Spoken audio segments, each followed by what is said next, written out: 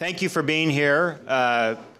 We're very, very pleased that we can have our November Broadband Breakfast Club. My name is Drew Clark. I'm the chairman and publisher of BroadbandBreakfast.com. We're a news and events company focusing on broadband, wireless broadband, the National Broadband Plan, and intellectual property and its impact on policy issues here in Washington. We have a great panel and we have a great moderator. But before I introduce our moderator, I want to thank our sponsors for making the Broadband Breakfast Club possible. U.S. Telecom, National Cable and Telecommunications Association, and the Telecommunications Industry Association. Please join me in thanking our sponsors.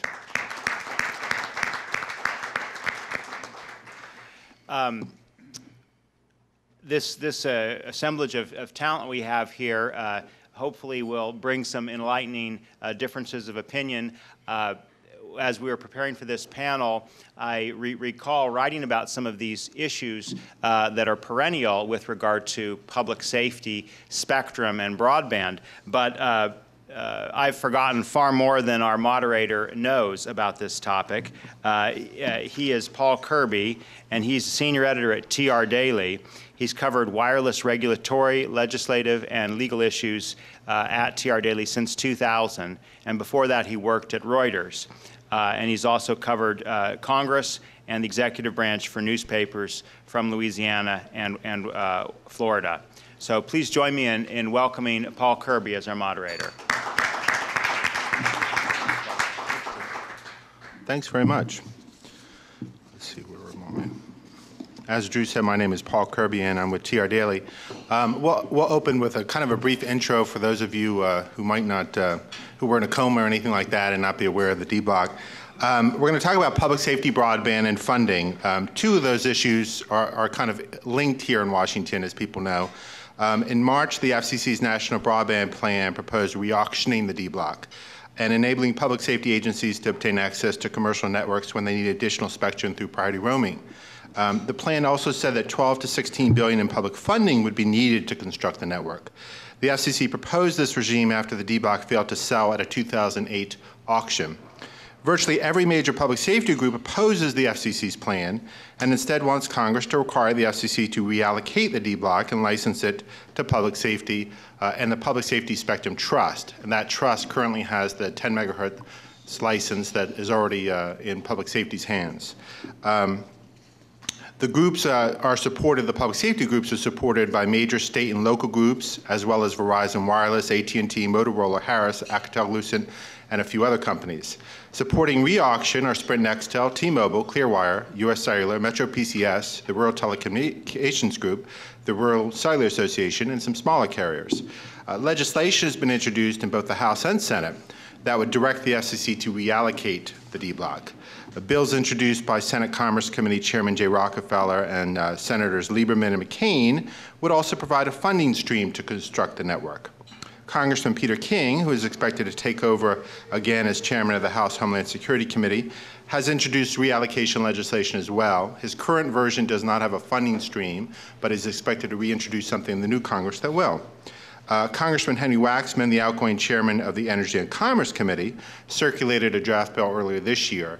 Now that bill would have re-auctioned the D-Block, but used some of that funding from that auction and others for public safety to build a network. The FCC appears to be waiting for what Congress does. Recently, in an interview, the chairman of the FCC, Janikowski, when I asked him, well, what are you waiting for? He said, basically, we're waiting for Congress, and we're going to be a resource to them. Today, we're going to hear from two advocates on each side of the D-Block issue and ask them to predict what happens in this dispute. We're going to hear from our speakers, and then I'll ask them some questions before we open it up to the audience. Please be thinking about your questions. The person with the best question gets the D-Block free and clear. So, sorry, guys. So, yes. Waxman's draft bill.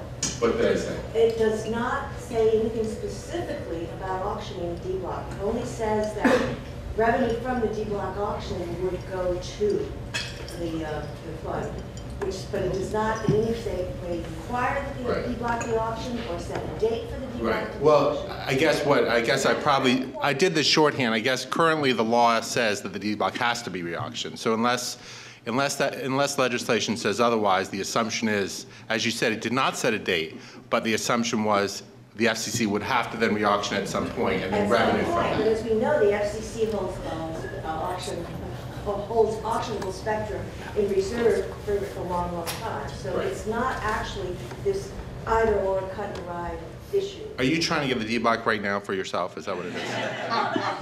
I'm sorry, but Okay. you know, in the debate, it's Yes. very disturbing to hear this as a statement that there's this assumption that the public, the D-block will be sold immediately and poses an immediate threat to public safety. And I am sure that's not Mr. Waxman's intention to get that. Okay.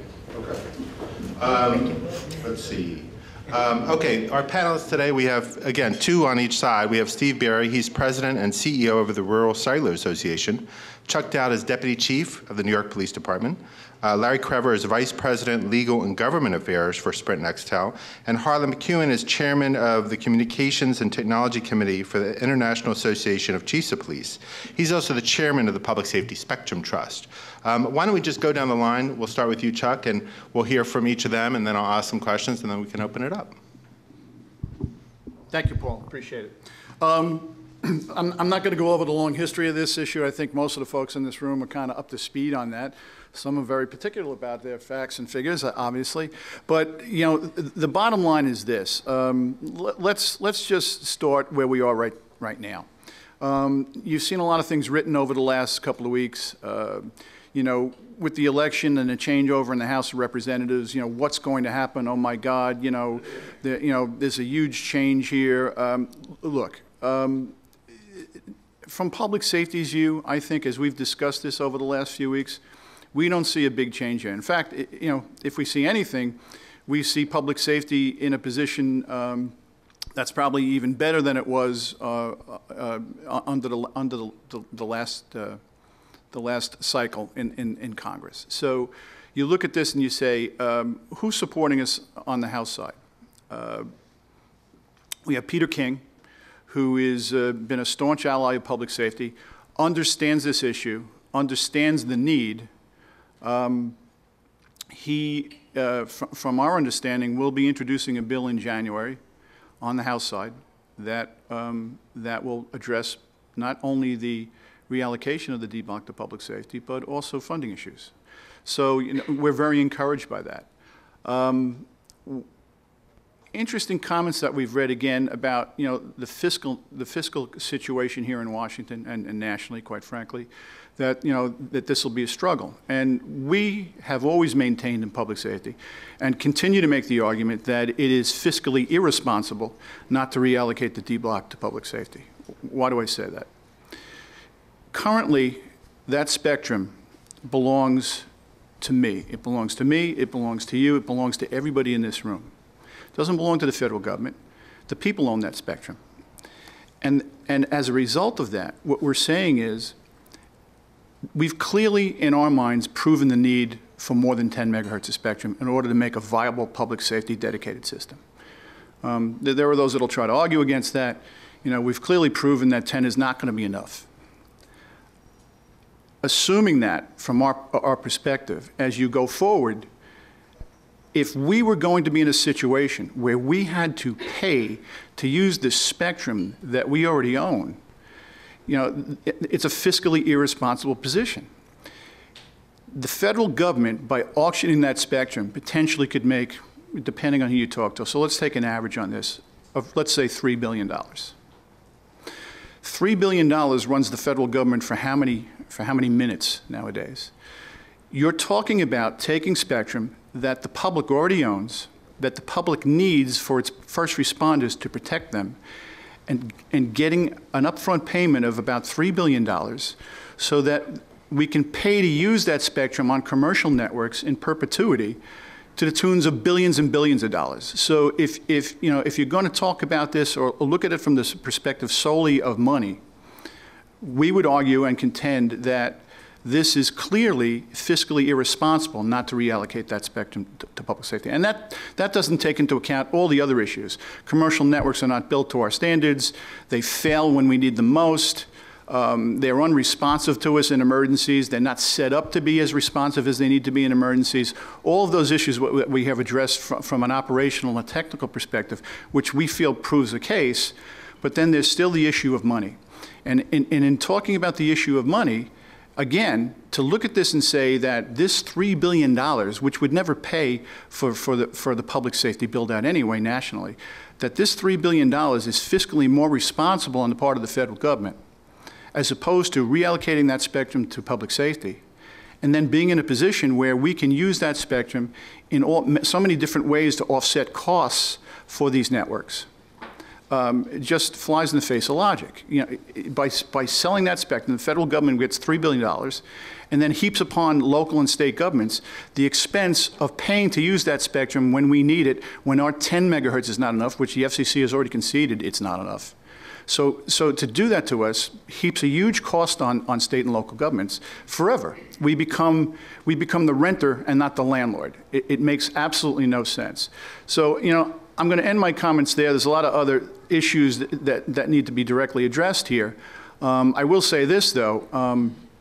Currently, there are at least 25 members in Congress on the Republican side that have signed on to the Peter King bill for reallocation.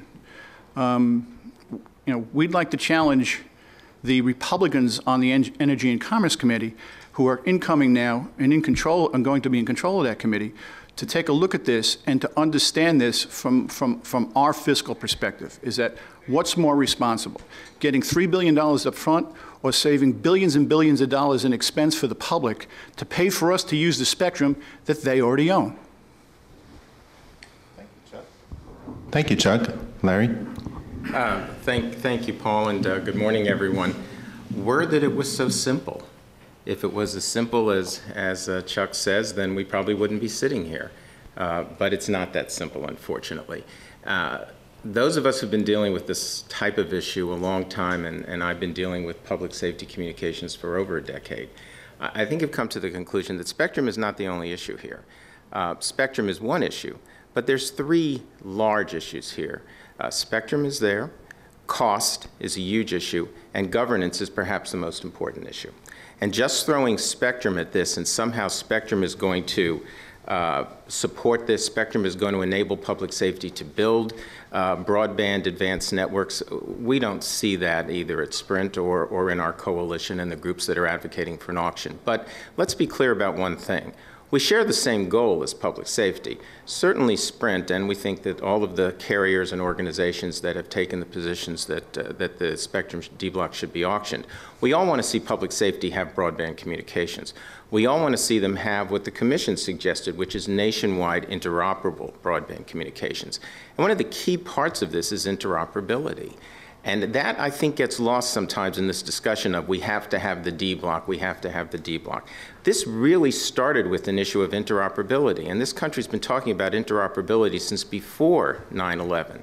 And yet now, here we are in 2010, the Commission has given waivers to a number of public safety agencies to get started on broadband, and no one has been able to articulate to the Commission's satisfaction really how interoperability is going to work. And most importantly, perhaps, we're having a paradigm shift from a voice world where interoperability may mean one thing to a digital IP broadband world where interoperability actually may be more complex but much more doable.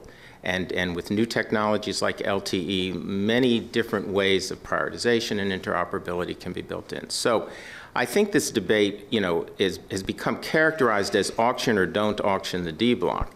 But I think it's really more about how do we assure the nation that at the end of the day, we will have the public safety broadband and voice communications that public safety ought to have to do their jobs. And we want to see that. We don't think that just giving away the D-block is the way to do it. We think competition is critical. And I think one of the places that this debate has diverged quite a bit recently is it started on the D-block initially with the idea of a public-private partnership, and that public safety agencies and commercial carriers working together. But as Chuck describes, I think it has morphed in a lot of ways to much more of a debate about public safety must have the spectrum, own the spectrum, manage the networks, can't rely on commercial, commercial doesn't get the job done. And I think that's really not true. The most robust, capable communications networks in this country have been built by commercial carriers. And certainly public safety has unique needs and unique responsibilities, and we at Sprint, having now rebanded 600-700 public safety agencies and responsible for rebanding over 1,000, understand that very, very well. And we think starting on 4G broadband capabilities today, we can do that. We can do that in partnership with public safety agencies. It really doesn't make fiscal sense, and it probably isn't fiscally responsible to duplicate the broadband capabilities that Verizon, AT&T, Sprint, T-Mobile, and a number of the rural carriers are going to work so hard to build and are building today across the country, and try to duplicate them in a standalone public safety network. It makes much more sense to share some of the basic infrastructure and basic building blocks to give public safety the capacity they need, both on a daily basis and in surges, at a lower cost and more efficiency, and the ability to upgrade and to continue to develop those systems as time goes on. So I think that's where a lot of the debate needs to be broadened. It's not just about the D block, it's about how do we be sure that we create the capabilities that I think the Commission has well identified as critical for public safety going forward. And I'll stop there. Thank you, Larry. Thank you, Larry. Harlan. Well, good morning. Obviously, we've already started the defining the line here. So I'll continue the Dowd remarks and talk from a public safety perspective. First of all, many of you in the room know me for a long time, but for those of you that don't, I've been doing this for public safety, representing the police chiefs in communications matters for over 30 years. So this is not a new thing for me. I've been involved in challenge after challenge after challenge. At times, my friend Larry Krever has been my ally and my friend, and at other times he's been my opponent, and we still are friends. We certainly are. And so it isn't about it isn't about those kinds of things. It is about the focus of the issue. I do serve in a dual role, as Paul said. I serve as the representative of the police chiefs, and in that role, I am the police chiefs, the fire chiefs, sheriffs, APCO, and others are united in their efforts to get the D block allocated for public safety. I have a second, and so that's a strong position that I endorse because of that hat that I wear. I have a second responsibility. As Paul mentioned, I'm the chairman of the Public Safety Spectrum Trust, and we hold the license for the 5x5 megahertz of spectrum that has already been allocated by Congress and the FCC for broadband purposes for public safety. And as Larry mentioned, in the beginning, this idea of a public-private partnership was kind of endorsed by public safety because there were very strong requirements in there that would meet many of the needs of public safety. Not all of them, but a lot of them. And the problem is that now the FCC has abandoned all of those requirements in any kind of an auction process. And the people that are advocating for an auction of D block have totally abandoned any responsible way for public safety to have access to that spectrum. So we really have no choice but to advocate that the D block be allocated for public safety. The issue here is simply that in the original order, there was a requirement that whoever the winner was of the D block was required to, and public safety was required to, negotiate a network sharing agreement. And that concept was good in a sense for public safety because there were things in there that protected us. Instead of us being at odds or in a disadvantage, it gave us some advantages. We have no advantage now, none. If the D block is auctioned, we have no access to it. We have no guarantee of anything. So I mean, when Larry said it isn't simple, it is simple. And to us, that focus is very important. In my role of the chairman of the Public Safety Spectrum Trust, we are continuing to act responsibly on behalf of the public safety community. We now have 20 leases in place from state and local areas to begin to roll out LTE broadband systems. And there are lots of challenges and problems. If you want to talk about not being simple, that's not simple. That's a big challenge. And we do need help from the commercial carriers who have the expertise, who understand all of this. And we certainly don't want to abandon that kind of relationship. But I think at the end of the day, we're focused on two things. We need enough access we have access to enough spectrum to meet the needs of public safety. Everybody knows that today, the public is just demanding more and more access to broadband. I mean, I don't want to talk proprietary, but I mean, the iPhone has shown, I mean, it is almost destroyed in some cases, the AT&T network because of people's demands. What makes anybody believe that public safety doesn't have the same needs or the same increasing demands that the public is going to have? And we know that's going to happen.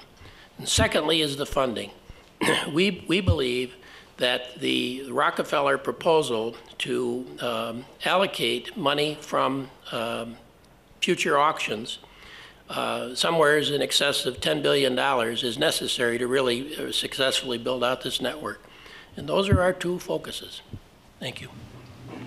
Thank you, Harlan. Steve. Thank you. I appreciate it.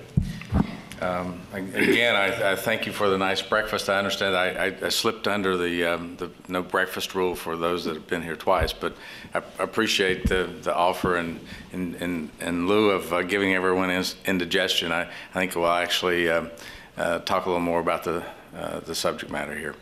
You know, I represent the Rural Cellular Association. Many of our members they're locally based, community based. They're focused on networks and systems that operate in a locality, and they care very much about the public safety. Many of them are already in intimate, sponsors and supporters of public safety in their own area. And you know, we're very concerned about what this means to us and whether or not there will ever be a 4G public safety network in rural America, or if the New York City or some of the larger cities in the United States get a 4G system, will it ever impact or provide enhanced capabilities in rural America? I would say the jury's still out on that. What we believe we have more in common in public safety than those things that we disagree with. But as a group, as an organization, we are very concerned about the interoperability. And we've been talking about interoperability for a long time, and we believe that is the way that we can continue this relationship with public safety. It's the way that public safety can actually leverage off the backs of a commercial capability to build a 4G system throughout the United States, and that rural America, or the regional markets, will actually benefit from that in more ways than just public safety. So we disagree on the D block. We believe that the D block should be auctioned, that the FCC program was right, more because it provides the funding and the mechanism to actually have a network. I mean, we can sit up here and we can talk till we're blue in the face, but unless there's money, unless there's authority, there's not going to be a network. And you know, while we were talking, I remembered it's the 10th anniversary of the 9/11 tragedy. And we are still sitting here talking about, is there a possibility that we can have a nationwide interoperable network? I remember after that, the week after that, I was at CTIA at the time, and I wrote a memo to Tom Ridge. And we did it on behalf of the entire wireless industry. And we suggested that there needed to be a network, an interoperable network for public safety. The vision was that would grow and it would enhance, and there would be two factors. One is it would be funded by federal funds from sources that were available at the time for public network, but there would be a desire to have that network grow and be upgraded, and not only the CapEx, but there was an OpEx expectation. And that's something we haven't talked about here, is that $1.5 billion a year of OpEx is the estimated cost to maintain a system that, according to the FCC, I think that's conservative. If we don't have a system that's constantly maintained and updated and can leverage off the commercial capabilities, we're not going to have an interoperable network. I also realize that the definition of interoperable for commercial carriers seems to be a lot different than the definition for public safety. And we ought to be looking at areas where we agree. And while we may have this disagreement on D-Block, we ought to be focusing on a couple areas of things that we can do right now, today, to bring an interoperable public safety network and an interoperable commercial network. I believe that we could address this in the 700 megahertz now with the spectrum that public safety currently has, even if we do or do not have an answer on D-Block. There's 2.5, 3 million public safety users throughout the entire United States. There's 260-some commercial users throughout the United States. The numbers defy logic when you say, does public safety have enough spectrum versus will they have the ability to provide the services they need in a locality? I think that it's more about spectrum. It's more about efficient, effective use. It's more about developing a future capability that everyone can use, and public safety can mature as the private sector matures. And I think we need to first address interoperability. There's not any interoperability standard for public safety. Where's the 3GPP standard for interoperability? Is there going to be one? The exceptions that Eric has proposed in the last several months, there's a suggestion in those that there should be interoperability. But we all know that that's not going to occur now. It's not occurring in the system they're operating in or they're building out. It'll have to occur later. There is no standard. 10 years after public safety and the public said we need interoperable capability, we still don't have it. And we haven't done the background work to bring an interoperable nationwide capability. And it's time that we started. Thank you, Steve. I'm going to ask you all a couple questions and then we'll open it up. Chuck said that the new Congress with the Republicans in control in the House, if anything, you're better off. Some analysts have said, though, that actually you might not be, because if you have Republicans, if they're more fiscally conservative, and even though you say it's fiscally irresponsible to re-auction the D-Block, people in Congress may not look at the issues very closely. They may just see the dollar signs. So I wanted to get, I guess, the views of any of you. Will it actually be harder with House Republicans to sell them on a D-Block reallocation because they may just be looking at those dollar signs? Sure. Well, the answer to that is, who are the experts that are saying that, and who made them experts, Paul? So the answer to that is, again, we're the experts on our subject matter. So when you hear comments about how you do this and why is it fiscally irresponsible, you look at the costs going forward of paying for services on systems, which, by the way, have, in Sprint in particular, has been very vigorously opposed to our efforts to get them to give us prioritization on their networks for the last 6 or 7 years. But that's not solely Sprint. That's all the carriers. So even the ones that support us on this issue have denied us that access. So when you look at this and you say, why is it fiscally responsible? You look at the costs to state and local governments over time. How do we get that information to the Republicans? It's an educational campaign. And, we have no delusions about that. We see this, as a very positive sign for us, especially with Peter King's position in Congress now, much strengthened from the Republican perspective.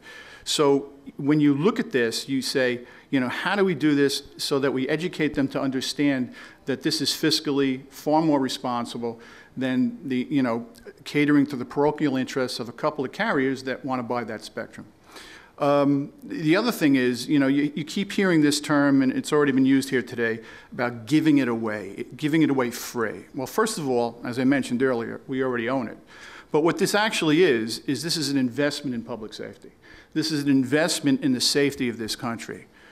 This is badly needed. And by the way, if you look at it from the perspective of how do you quantify crime reduction. It's a very difficult thing to do. I mean, you know, my father also was a member of the New York City Police Department for 40 years. And I remember having this conversation, is how do you crow about the fact that somebody didn't get shot and killed last night? You know, it's a very difficult thing to do from a business perspective to say, how do you know, what's the value of this to the country?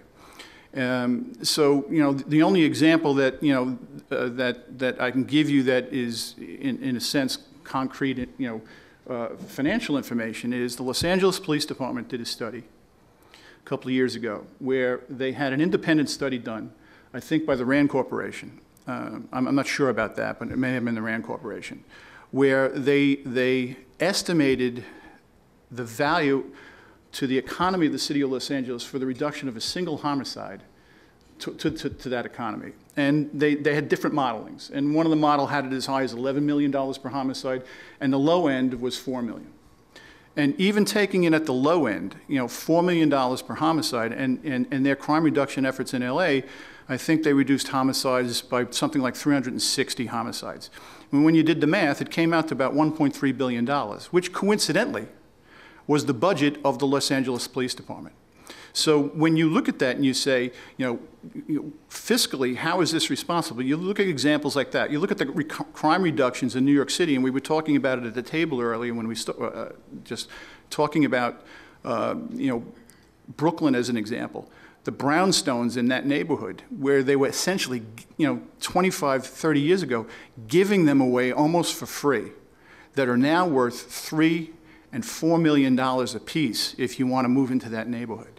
You know, the effect of that investment in public safety to economies, and when you look at it in the economies of scale, are just staggering.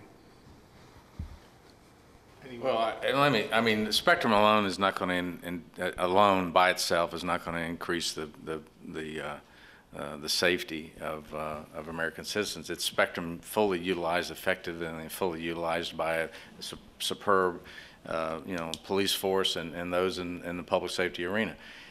That's where I think this debate is equating what you do, which is very, very admirable and necessary to our society, with the ability to do that better because of spectrum is not, you know, is not a comparison that's easily made, nor is it very, very easily, you know, countered. I really believe that you talk about experts. Well, we had a bunch of experts. They called themselves the broadband plan experts of this administration, and they brought dozens and dozens of experts together, and they came up with a plan, and they suggested this is how you pursue an interoperable network nationwide, fully utilized by commercial interest and leveraged to enhance the public safety. We did have those experts, and those experts came up with a plan that said this is the way you do it. And we're suggesting that those experts were not experts in keeping crime off the streets. They were experts in how you build, maintain, and operate telecommunication systems. I'd rather that $1.5 billion OPEX every year go to saving lives in an area that I know that the public safety is really good at, rather than spending it on a network that, by definition, I believe will always be 1 or 2, 3 generations behind what the commercial capabilities are. We don't need that. We don't have to do that. There's a better way. I'm really tired that we're sitting here focusing on a 10 megahertz section when we know that public safety already owns more spectrum in the 700 megahertz arena than any carrier in this room.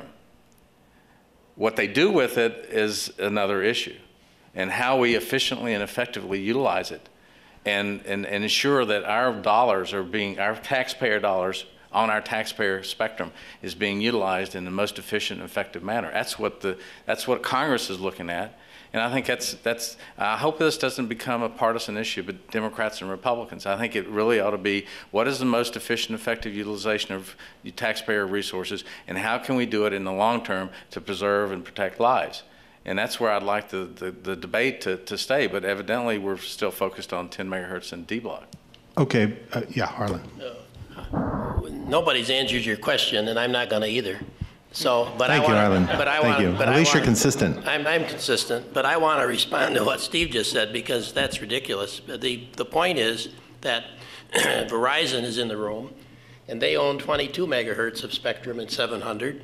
AT&T owns 20 megahertz of spectrum in 700. The reason they bought that amount of spectrum is because they believe that the technology demands that amount of spectrum to be able to provide the kind of service that they have to provide. We don't think that it's any different for public safety. So there's a reason. How much spectrum do you own, Harlan, in 700? 10 megahertz. Whoa. Harlan, you know you own more than 10 megahertz in 700? Well, all right, you're talking about our narrowband voice spectrum? No, I'm talking about 700 megahertz, which is mobile broadband capable. We have 24 megahertz assigned to public safety. Half of that is assigned to narrowband voice. People like you in the commercial side of the world don't understand the criticality of that spectrum for land mobile. That's going to be necessary for years and years and years to come.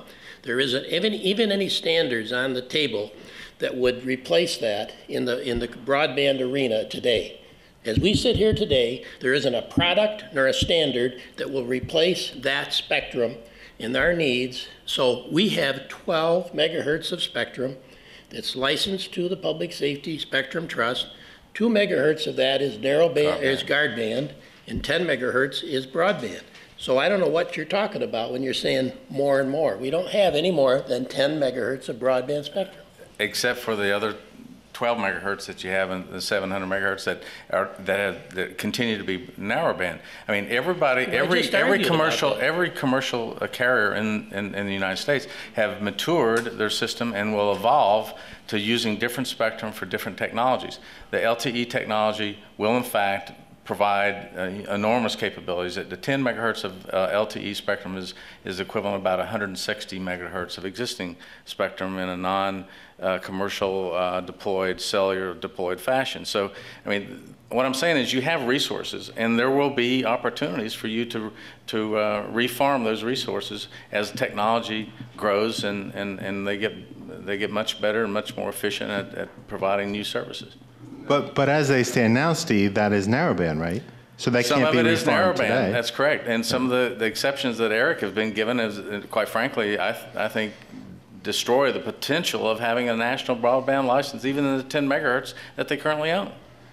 I would just, in terms of this particular discussion of how much spectrum, you know, again, this goes really to the heart of interoperability and really to the heart of participating in a commercial partnership, because you know, public safety has a lot of spectrum at 800 megahertz, and as rebanding continues, we are releasing spectrum as Sprint gets out of that spectrum for public safety use. And public safety agencies in some parts of the country have filed for it and are going to use it, and other parts of the country are not filing for it very quickly, and it's going to sit for a while. But my point is that, you know, in the future that we're moving toward, the ability to build a phone that would operate broadband on 700 megahertz, let's say, and also access existing 800 megahertz public safety voice systems is not rocket science. You know, we are walking around, many of us, with phones today that have 5 bands in them and 6 bands in them. And the 4G phones that Sprint and Clearwire use 1.9 for voice and 2.5 for broadband. This is not something that can't be done today. So again, when you're talking about the ability to work with commercial, you know, and to take the scale of commercial development and apply it to public safety, that's where you can get the opportunity, for example, for an individual public safety agency to say, you know what, I'm going to use my voice systems, combine them on one device with my broadband capabilities, and then maybe that whole 12 megahertz of additional spectrum doesn't have to be for voice. Maybe in a particular public safety agency, you say, we'd like to expand that for broadband as well. I mean, the question isn't the fact that the commission 10 years ago said that one should be narrowband, one should be broadband. The world has shifted a lot in those 10 years. There's been a lot of evolution of broadband and technology, and I think public safety ought to have the flexibility to access different spectrum bands for their different capabilities. In a perfect world, I mean, I'd love to see public safety in a given city be able to contract with Sprint for capacity in under defined circumstances and Verizon for capacity. If it was New York, you know, Chief Dowd might say, I want to contract with 3 different public commercial networks as well as my own network, so I have redundancy and a lot of different voice paths. And Verizon might offer them access on their 1.9 network and 800, We might offer them capacity on 2.5, where our spectrum position produces a lot of capacity. I mean, we really ought to get to a world where public safety can have redundant paths, alternative paths, and choices. Certainly the public safety officials in Des Moines or Amarillo have different needs than the public safety agencies in Chicago. Different amounts of spectrum, different emphases, maybe different priorities. So I think that the goal here is really to give public safety agencies the opportunity and empower them to put together the best communications package they need in a given area. And that can't be standalone because it's just too expensive and it's too hard to do the OpEx, too expensive, and too complicated to maintain.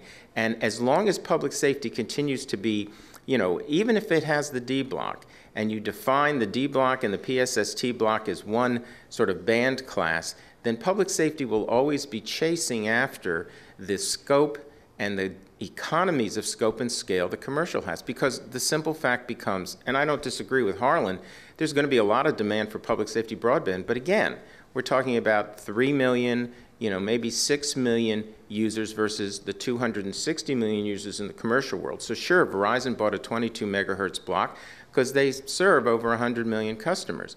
But in public safety, we're talking about nationwide a far smaller amount, and in a given area, obviously a smaller amount still.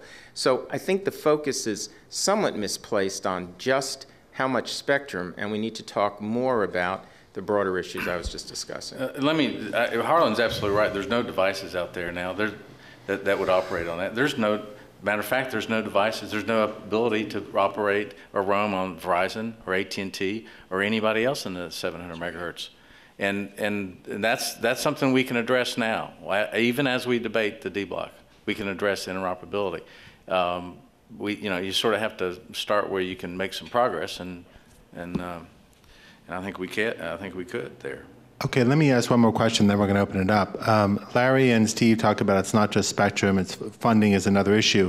For Chuck and Harlan, would the hope be that congressional appropriations would be enough, or would there also be funding, do you expect, from leasing unused spectrum to folks in a nationwide public safety network? Well, the answer to that is yes. So as you hear, you know, Larry and others talk about, you know, us being kind of like an island, you know, we've obviously made an argument against that. We're not opposed to public-private partnerships. We just need to be in control of our networks to have a certainty of a level of service and availability of spectrum. Part of the problem, you're kind of hearing it today, and the complete lack of understanding of how public safety networks work. We talk about experts at the FCC. Not one of those experts had a day's work operating or maintaining a public safety network, which is a completely different network from a commercial network. So, you know, to call them experts from our perspective is like saying I know how to do brain surgery. I don't. And I don't pretend to know how to do brain surgery. So in answer to your question is we're going to do public-private partnerships. We're going to utilize that spectrum in as efficient a manner as we can, as long as public safety is prioritized on it. One of the things that Larry's missing here is he's like, well, you know, we want to create a flexibility. What you do then is you create confusion. If you start putting public safety users into all different spectrum bands, what you're doing is you're changing their coverage profile. So, for example, right now, in the New York City Police Department, every police officer in that department knows where they're going to get coverage. You know, we have a system built out to 95% in-building coverage.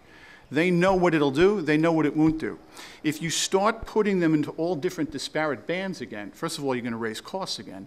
But from an operational perspective, you're going to confuse your officers and your firefighters. You know, what spectrum are they on? Where are they? What does it do? What application does it function under? Where are they? Are they outside? Are they inside? Those are hugely complex things that you don't want to do. The way to design a public safety network is to simplify it as much as you can. And the first place you simplify it is to put it in the same spectrum so that you get the same exact coverage characteristics no matter what you're operating on or no matter where you are. I would. Well, I think that, again, I think that's, you know, perhaps a reflection of how things have worked in the past, but not necessarily going forward today. If you build out a network correctly... Well, the laws of physics say it. Well, no, but it's not that simple. Yes, 2.5 doesn't go as far as 800, but it's not that simple, Chuck, because you go and you build more infrastructure at 2.5, you can cover the same area as 800. Doesn't that become more expensive then? And by the way, it doesn't cover it. It doesn't cover it. You would have to build at least 3 to 4 times as many sites to get the same coverage in 2.5 that you would get in 700. So are you going to come join our engineering team, since you seem to know that? Well, I can only tell you what our experts have told us, and what, by the way, some of your experts have told us about that. Well, that's not what our experts have said, and rather than argue it, the simple point is you can we're take... here to argue it, Larry, but that's okay. Go ahead. Well, obviously. The simple point is that Chuck's not correct there. You can take different spectrum bands, you figure out what their characteristics are, the engineers know what their characteristics are, and you can provide coverage. I think the idea that makes it more complex just doesn't make any sense to me. People today in this country operate on phones that use different spectrum bands all the time, and it's totally transparent. They don't know. A commercial comparison to a public safety requirement. They are not equivalents. No, and I don't agree with you there. Public safety has unique requirements. We've spent over a decade working with public safety. We probably know more about public safety equipment than anybody but public safety officials. And we have worked with them on rebanding 1,000 public safety systems down to the minutest details. So some of our folks know more about public safety systems than some public safety agencies, but certainly not more than yours. Are you referring to the 800 megahertz Yes. banding? Where you created interference in Manhattan that eliminated the ability for police officers to hear the dispatchers? Well, if you're not going to be honest here, then we really can't debate, because that's not true. We did not create interference, and that's been well documented as to how this process worked. Actually, they paid for the remediation of it, Nextel did. Yes, and not because we created it, but because we saw a solution in a partnership with public safety, and as I think Harlan can attest to, that's an example of the cooperation we should have rather than this type of argument. We sat down with public and safety, said there's an interference problem here. Right. And it is caused by the way this band is structured and how technology has developed. And there's a solution, and it's going to be painful for all of us, but we're willing to pay for it if we get certain benefits out of it, where we'll be in one part of the spectrum, public safety another, and they won't interfere and the problem will go away. And the FCC 5-0, after an intense campaign by every interested party, 5-0 voted that, and here we are today 5 years into it, and there's no significant interference problem in any place that's been rebanded. So, get your facts straight if you're going to bring that up. But my point is very simple. My point, let me finish. My point is very simple, that, you're saying things that, I'm not saying they're totally untrue, but the fact of the matter is technology can provide public safety with the capabilities it needs, and it doesn't all have to be in one band. You want it all in one band, fine. I think that can be done also through commercial partnerships with the basic PSST spectrum. I know we disagree on that, but don't say that you can't take 1.9 or 800 and build a radio and build equipment that would provide public safety with the capacity. And I understand very clearly the need for simplicity and certainty in public safety operations. We've had that drilled into us for 10 years. We respect it, we understand it, and that's something that if we're ever a partner with public safety on broadband would be foremost in our minds. Well, that's interesting you should say that, because as I mentioned earlier, Sprint was very vigorous in denying us priority access on their network for emergencies. And we asked them repeatedly for, well, that is true, and I can name the people for you that did it, all right, and I can provide you with the information. So, so you want to talk about, being dishonest, if we're going to talk about that type of thing, let's talk again about 800. 800 created substantial interference in the rebanding effort in Manhattan. That was Nextel. That was caused by the 800 systems that they were building. You're going to have a similar situation if that D block gets sold to commercial interests and there is no guard band between us and them. So you're going to have a similar problem. As to the ability to use other spectrum and try to create, infrastructure that allows for, the same coverage characteristics that you get in a simplified, much less expensive, totally 700 system is just absurd from a fiscal perspective, but also is dangerous to the safety of cops and firefighters who are going to be confused as to why one particular application works very successfully in one instance and for example, it doesn't in another instance. Okay, let's open it up to the audience. Does anyone have any questions? Anyone? They won't bite you, they just bite each other. Oh, did you have something to say? I'm sorry. No, but I wanted to expand the debate Because we talked about spectrum, we talked about networks and the operation cost of networks. We didn't talk about the cost of radios.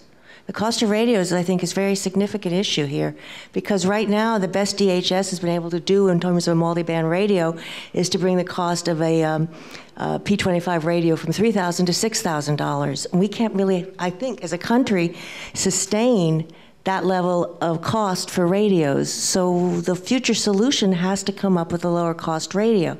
And although I don't really, what I think is not important in terms of who I agree with, we'll stick to facts and figures.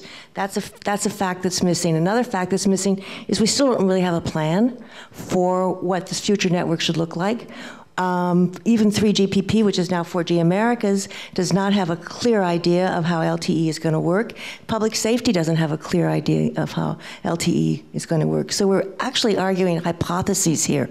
But there is a fact, and that's the cost of radios. How are they going to fix the cost of radios? Anyone want to address that? Well, yeah, let me just say that to argue, and I was real disappointed, Chief Dowd, to argue that your network, or at least you're not contemplating the utilization of new technologies as you move forward. That's how you partner, well, software-defined radios and some of the technologies that are coming forward and the different differentiations of services that you can provide on LTE are going to get the cost of the handsets down, are going to provide better coverage, are going to provide a unique way of interfacing with other people. It's not as simple as one spectrum at one time. Those are all things that are going to happen. And public safety needs to be able to take advantage of it. We believe that if you had interoperability, and if we address that issue now, as we debate D-Block, that we could bring the cost of the handsets down. Instead of $6,000 handsets, you could have maybe $500 handsets. You can have the same functionality. One of our carriers at our last show just kicked off a new ruggedized phone that you know is available commercial, and we actually use the phone to you know, those dunking stations where you hit a target and you not, well, actually through the phone to hit the dunking stations as hard as we could, and then you pick it up and it still works. So there are commercialized, ruggedized capabilities out there. There are software-defined radios coming on the market that allow you to use multiple slices of spectrum. I just think that, you know, cost. We talked about spectrum efficiency, cost, and driving and using the public commercial networks to drive and leverage cost savings to public safety. That's got to be what it's all about in the future. And it's disappointing that I didn't hear that as part of your conceptual. That's exactly what, well, you know, we've only had just so much time, but, you know, you're right. And the answer is that we absolutely should be doing that. We should be taking advantage of the economies of scale of LTE. That's why public safety is committed to LTE, because in our view, that's where the rest of the world ultimately is going, into LTE technology. You know, there are ways to do this and leverage those economies of scale. So, for example, if it was required for devices to work across the entire 700 band in LTE, in broadband, you would reap economies of scale from that. So certainly, that's why we're looking to go towards LTE. You're right, and we haven't had an opportunity to talk about each and every issue here, but clearly public safety is looking to do that. Well, I'd just like to see the same type of dedication and fervor you had to getting the D-Block assigned to interoperability throughout the nation, because that's what's going to help fundamentally, rural yeah, America. well, that's fundamentally what. Well, then let's get that first. As everybody's debating the D-Block, we can have interoperability. We don't even have the standards setting body are dedicated and directed to find an interoperable standard. Well, we're absolutely involved with that, and Harlan can tell you, and our rural partners in this. Every police chief, every fire chief in this country is supporting our position. You know, the goal here is, and the logic of it is that there are simply areas that we know that Verizon, AT&T, Sprint, T-Mobile are simply not going to go. They can't make a business case to build there. But since geographically, you have to build out for public safety purposes. It doesn't matter what the population density is. If police officers and firefighters, sheriffs have to operate in that area, then you have to build networks that support them in that area. That's that we do it on land mobile radio, and that logic would apply to broadband. And many of our guys do that right now. Sure. And you why don't we join together and walk up and talk to Rockefeller and say, why don't you put interoperability as one of your requirements in the Well, I 700 think megahertz it's arena. fundamental to this that it is part of the requirement. I mean, we can certainly It's have that not now. conversation. Well, But it is. isn't established, and that's exactly the problem. I mean, we agree that you're going to have to build out in rural areas where the big carriers may not, and some of the smaller rural carriers will. But the point is, with the population densities in those areas, 10 megahertz of LTE is going to be more than enough for broadband capabilities. But Larry, the basic that's not position, true. Well, Look, we've had this argument, and we've made this argument. If you look at public safety incidents, right, and you look at the convergence of first responders to areas where there is an incident, and you know, it could be rural, it can be urban. You don't know where you're going to have a plane crash or train wreck, and you'll have hundreds of first responders there. And so when you have that convergence of first responders, the capacity issue is the same there as it is in an urban environment. There's no differentiation between the two. That's always been our experience. All right, let's open, since our audience is digesting, let's help them. Our first questioner and heckler was Linda Moore of Congressional Research Service. If anyone else has questions? I'm kidding. That was a joke. I'm just kidding. I think we jumped very quickly back into the debate, and actually, I don't know we answered your question, Linda, which was how can we keep device prices down in the future? Well, one way we can do that for sure is not to have a whole bunch of diverse spectrum choices in our devices. I mean, how big is that device going to be if we have 1.9, 2.5? You're talking about, you know, a radio defined, you know. I'm sorry. Okay, this is the part where I'm allowed to say something, then you respond. question, so I'm just answering. I was still making a statement. I was answering Linda's question. Now I'll ask you a question. So that's one way we can do it, is for public safety to stabilize and simplify, in fact, as we're trying to do, the spectrum that we use for the future. And it's very important, and I've talked about this recently, is the transition from land mobile radio to broadband communications. You're right that we're not there yet, but we're transitioning there. And what we need is enough spectrum to ensure a smooth transition so that we don't break anything while we're trying to fix it. Now, further to that is the point that you guys have been harping on, suggestively in some places, objectively, is as it relates to the existing narrowband frequencies. You know, public safety, first of all, has had to delay its build out into the narrowband frequencies because the broadcasters were occupying that spectrum. So sure, we've been delayed in that, but that doesn't mean we don't no longer need it. Just like if, and this is the question for you, if someone said as you're building out your WiMAX network nationally, you had to shut down your 3G network, because in public safety's case, we can't shut down our narrowband systems while we're building our broadband systems. Nobody's asking you to shut down your narrowband systems. And you have narrowband systems at 450, at 100, at 800, and at 4.9. And so at 700. To set them down. And at 700. And very they're planned few, for 7. Very few. But at again, 700, right? I'm not he said that a little bit earlier. I'm not suggesting you shut them down. I didn't suggest that you have to shut them down at cold turkey. I mean, everyone will transition. And you'll transition in the commercial world because of cost, impact, and efficiency, spectrum efficiency. You can transition over 5, 10, 25 years. You don't have to do it in one day. And again, all we're saying is that, you know, while Chief Dowd may need to use that for narrowband in New York, in another community, if they say, let's use that for broadband or part of it for broadband, why not? Why should we be deciding that? Other questions?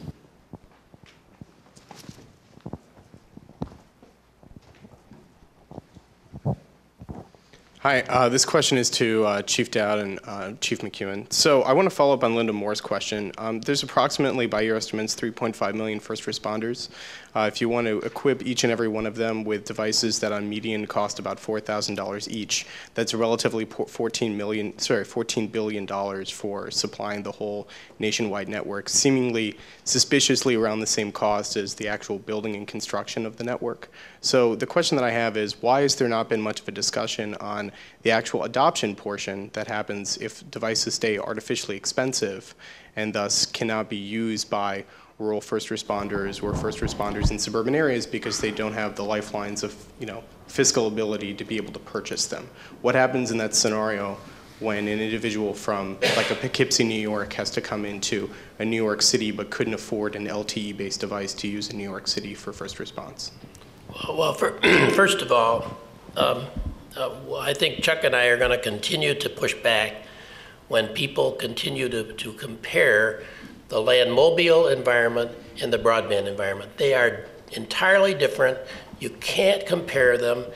it's ridiculous for people to talk about these $6,000 radios and the broadband arena. That is not what we're talking about. That isn't what we envision. We don't believe we'll ever spend that kind of money. But as you know, the difference is that in the commercial world, you know, the carriers like Sprint and Verizon and AT&T, they heavily subsidize the cost of those, you know, with the idea of getting a customer on their network. That's a good strategy. I mean, we have no quarrel about that. But the fact is that unless we have some kind of a strategy that allows us to take some advantage of a cost feature, why, we're going to have to pay probably more than the traditional public person because of the commercial advantages, okay? But here's the issue.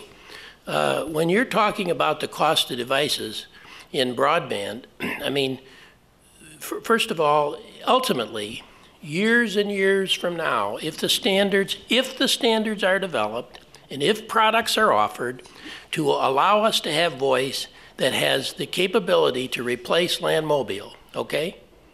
Then, of course, there is a great economy of scale. There's a great financial advantage because of the fact that someday we wouldn't have to buy a $6,000 radio. But that's all if, when. We don't have that today. And today we're talking about broadband data without voice in the initial stages, and that's what people have to focus on. They can't keep talking about this using our narrowband land mobile spectrum for broadband when there isn't a reasonable alternative. I take deep offense at people who say that, including you, that this is just a simple thing. We've got all this spectrum, we can just use it. So I think in the end, the devices we expect in broadband will be like dongles and plug-in devices that will be comparable in price to commercial products, and we will take advantage of those kinds of economies of scale.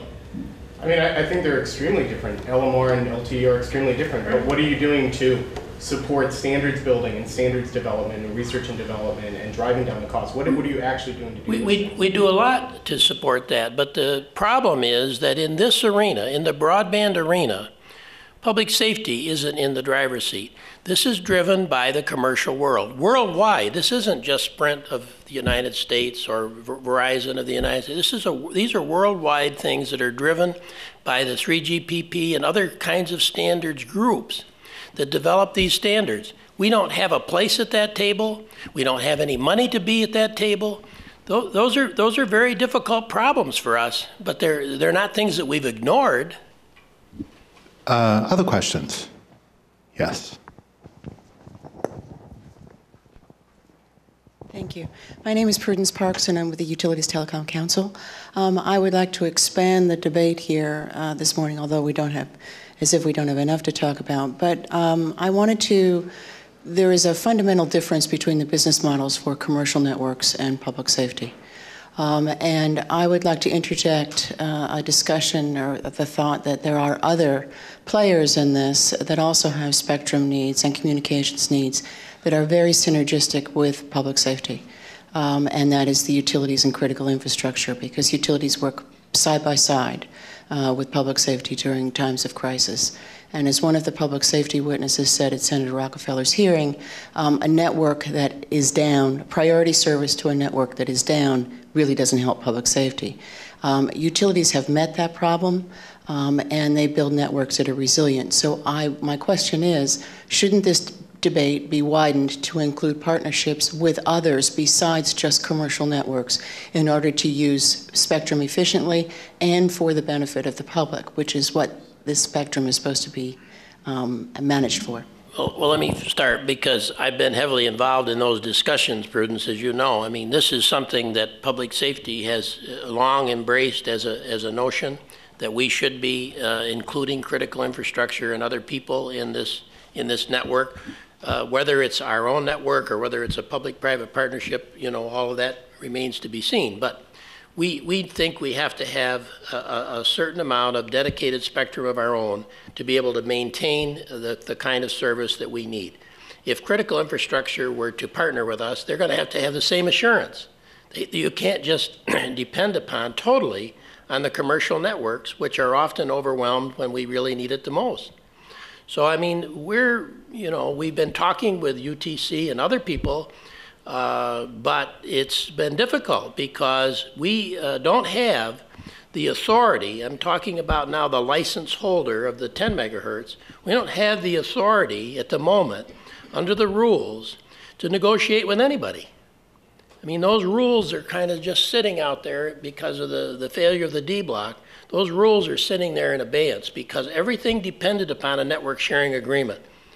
When there was no D block auction or no winner, there is no network sharing agreement. There are no requirements. It's all just sitting there waiting for the FCC to finally tell us what we're going to be able to do and what we aren't going to be able to do. Very difficult.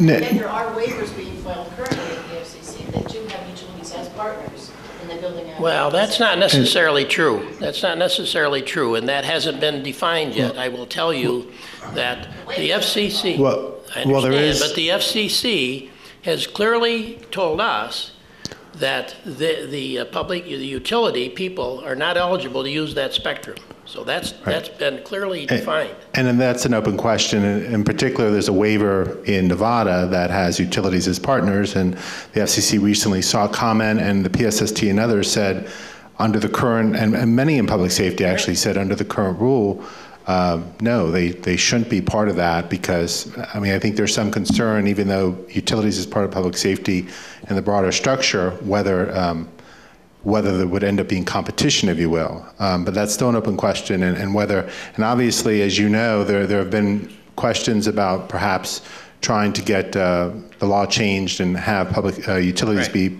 considered part of the traditional public safety. Do we have other questions? Let me just clarify. I know that I've said it, maybe I should say it again with respect to the two questions in Harlan's comment vis-a-vis your narrowband. Again, we're not suggesting that you have to move off your narrowband and do it by a date certain. I'm just suggesting you do own more spectrum in the mobile broadband sector of the 700 megahertz. And over time, I think that the economies and efficiencies and technologies will see you migrating over time to different uses for that spectrum. And I agree with Larry that you need the flexibility to do that. You need the flexibility to take advantage of all these new technologies that I think will drive the cost of handsets and devices. And I know we're talking about dongles now, but I'm talking about where are you going to be 5, 10, 15 years from now, because I don't want 15 years from now, I don't want a public safety system that was designed in the year 2010 and still is operating as a system in 2010 like some of the ones that have been operating for the last 20 years. I think you have to migrate into more efficient, more effective uses, and I don't see that happening in the current scenario that we have, and I'd like to see that enhanced with an interoperability requirement. Public safety doesn't rely upon speculation. What may be, what could be, are all wonderful. I got to see it. I want to hold it. I want to use it. I want to make sure it works before all those things are wonderful. We're here today. We know what we can do today. That's where we have to start. And to that point, I think Steve makes a good point, though, Harlan, because we have phones today, and Verizon within months will have phones out there that on a 4G network can show you amazing video detail, can show you telemetry, can be used by doctors for remote diagnosis, and those are here now, and they're going to be here quite a bit more next year. And public safety is going to say, well, we don't just want the dongle, we want that as well. But to get that, you're going to have more and more efficient spectrum use. I mean, this is a challenge for all of us, whether commercial or public safety. We've got to use this spectrum as efficiently as we can because there's only so much that's available. Commerce yesterday said, okay, we're going to identify some more spectrum to turn over the next period of time. And, it's in a variety of different spectrum bands, and they're going to continue to look at it. The Commission's looking at, refarming broadcast and all of that. But we're always going to have to keep trying to use spectrum more efficiently. And I think in order to support these kinds of amazing applications that are coming down the road, both commercially and for public safety, we're going to have to put a premium on spectrum efficiency. And it just, we're going to agree now, all right? You're right. You're both right. And we need to be more efficient. But you have to understand, always keep in mind that on a public safety network, that efficiency will never be what it is on a commercial network. The tolerance for failure on a commercial network that the typical commercial customer will accept is unacceptable on a public safety network. Yes, do we want more partners? Do we want more people utilizing that spectrum so we can be more efficient? Do we want rural partners on that spectrum when we build out in those rural areas where the big guys won't build? Absolutely, that's the goal here. It's part of our goal. But always keep in mind that the primary mission of this is to provide, absolutely guaranteed, reliable, robust broadband services for public safety. That's the purpose of the network. And as we talk about spectrum being a premium, that's why we're here. That's why we're making the argument now, because they're not making any more of it. I just want to make sure we're all on the same page regarding funding, because in the opening statements, I thought I heard some inaccuracies. To use the argument that we should auction the D block in order to get funding for the network is actually a little incorrect, because auctioning the D block right now doesn't get funding to fund the nationwide network. Something has to happen in order to get that funding. It was recommended in the National Broadband Plan that perhaps those proceeds could be redirected to fund the network, but that needs congressional action. So the spectrum could get auctioned off, and those proceeds may not end up funding the network. They could end up just going into the general fund, which is what they're slated for now. So I think the argument that we need the funding, therefore we need to auction off the spectrum, is probably a little inaccurate. Unless somebody disagrees on that. I think it's also important to go back to what Steve said earlier, and that is that I totally agree with him that we need to have sustained funding. We need to have operating expenses, and that doesn't bring us any of that. In other words, there isn't enough to build out a nationwide network if you had the proceeds from the D block alone, and there isn't any ongoing sustainable money coming from any place. So you have to have a funding source that not only builds out what you need, but maintains it, refreshes it, keeps it up to date. I totally agree with that. And that is, of course, what Rockefeller is suggesting. Now, whether that's exactly the right model, I don't know, but it brings to the table a significant amount of money in the billions of dollars, much more than the D block alone, that would potentially bring us that kind of sustainable funding.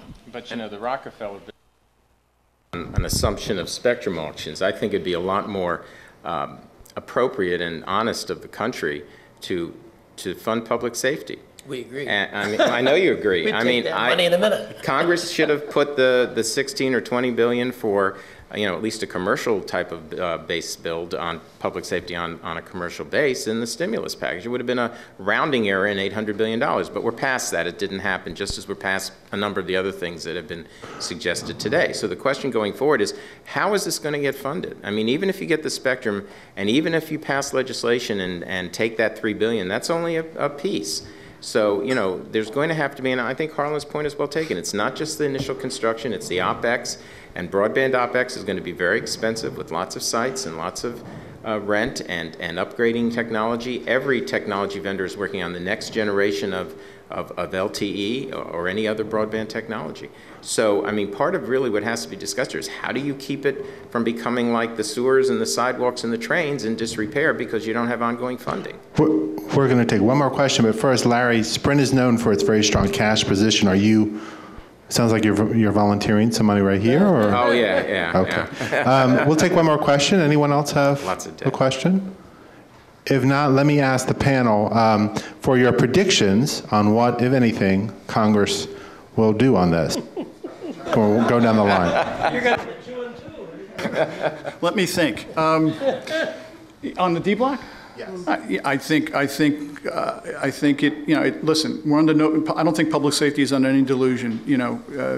This thing is far from completed.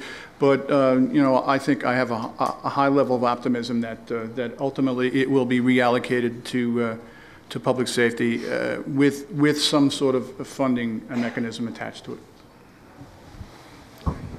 Well, I think it's very hard to predict. I think this issue has kind of been battled to a draw in this calendar year. And next year, it's hard to tell. I mean, Chuck has already said what he thinks will happen with Congress. I think budget issues are going to be front and center next year on every subject. And job creation and deficit concerns are going to be paramount.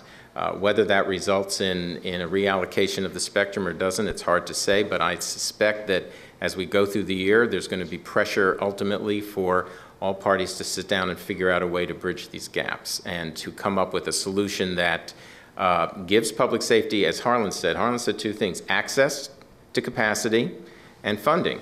And I think while it may not ultimately end up being a D block, allocated to public safety solution, that's the solution ultimately Congress is going to demand, is that parties come together and find a way to assure the access that public safety needs to provide the services on a very reliable basis, as Chief Dowd has mentioned, and some type of funding mechanism that at least will help state and local governments with the cost of doing this. My hope is that the outcome will be favorable for public safety. My prediction is, don't think we're going away. We're going to fight this to the end, and we're going to try to get this done, and so be ready for the battle. Well, I too hope that it's going to be favorable for public safety, because we all need that. But I'm not so sure that D-block auction is the outcome. I think Congress will reevaluate this in a way that they haven't before because of the budget realities, and I think it's too close to call in terms of where it's going to go. I think giving the overall demeanor of Congress right now, I think revenue is going to be a high priority, and how you spend it and how you account for it is going to be a critical element. So I think this whole thing gets a new, fresh look and fresh review, and I don't know exactly how it's going to come out. But one thing's for sure, Congress is going to have to act one way or the other, because like you said in the FCC plan, I mean, I suggested I'd support the plan, knowing that there will have to be a legislative action one way or the other. Please join me in thanking the panelists. Before we do, thank you, Paul. Before we thank our moderator and our panelists for a wonderful event, we want to remind you that we will not have a Broadband Breakfast Club next month, but we'll be back in January with Will Congress Reopen the 1996 Telecom Act, and then, per our conversation today, competition in the wireless environment, how to get more handsets on more networks. And also don't forget our Intellectual Property Breakfast Club with the China Embassy IP Attaché on December 14th. Finally, please fill out your evaluation forms. We try to bring some light and knowledge to these discussions, as well as the heat we've witnessed today. So we hope you'll help us inform our discussions by filling those out. And finally, I want to give a round of thanks to our sponsors, U.S. Telecom Association, National Cable and Telecommunications Association, and the Telecommunications Industry Association, as well as these great panelists here and our moderator, Paul Kirby. Please join me in thanking them all.